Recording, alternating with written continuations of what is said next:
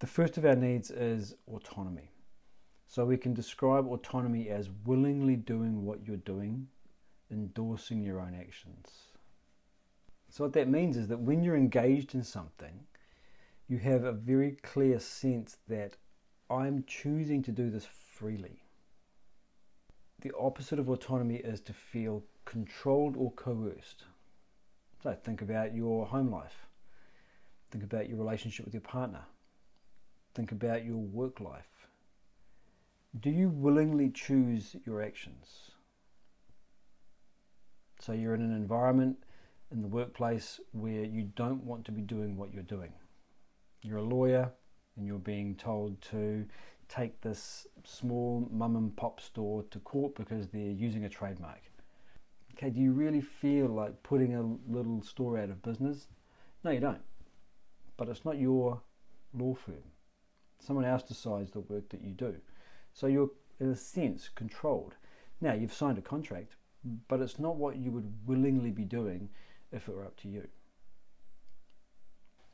Even softer than that, if we feel incentivized or encouraged. So this is interesting, especially when it comes to the use of praise.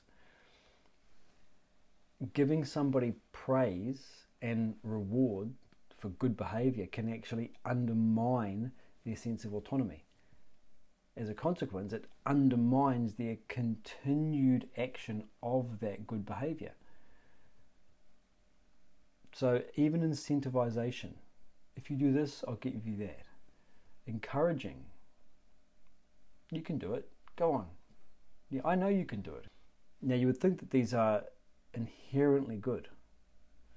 To say they're inherently good would mean that in all cases it has the positive outcome, and the more you do of it, the better it is. So incentivizing people, encouraging people is actually putting an external motivator to the action.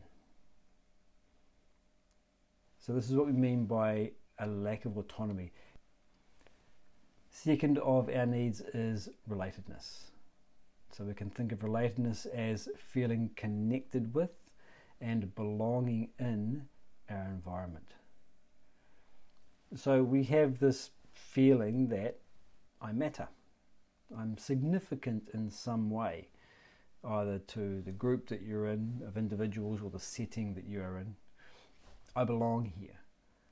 So this is created by give and take. So the sense of relatedness isn't just that I'm being cared for, people think about me, people have affection towards me. It's reciprocal. I can contribute, I can give back.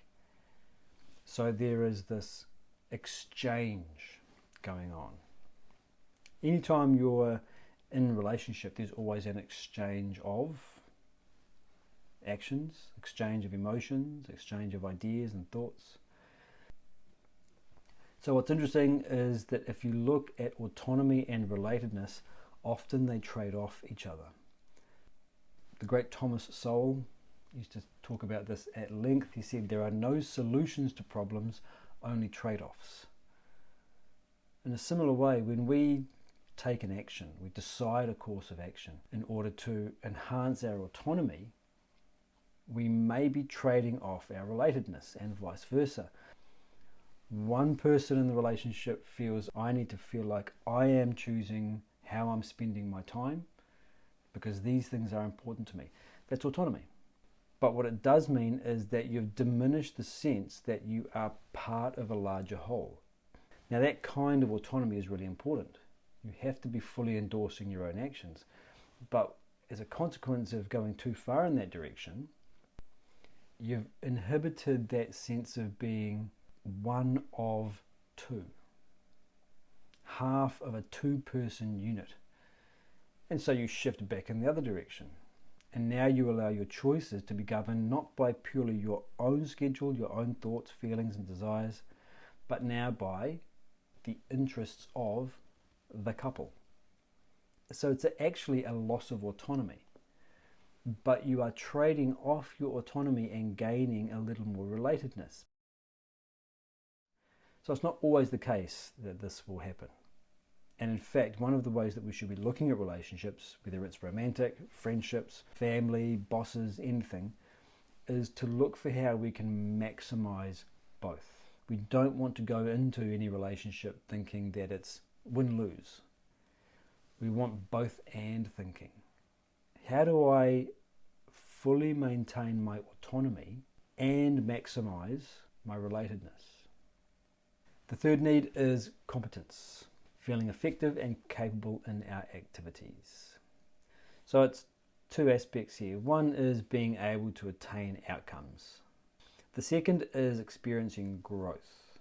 So it may not necessarily be that you are reaching the targets that you've set for yourself in the set time, but you will still have a feeling that you are competent if you recognize that you are developing in your skills, developing in your ability. So there is growth going on. Mastery is another word for it. The fact that you're developing in that area means you'll be feeling competent.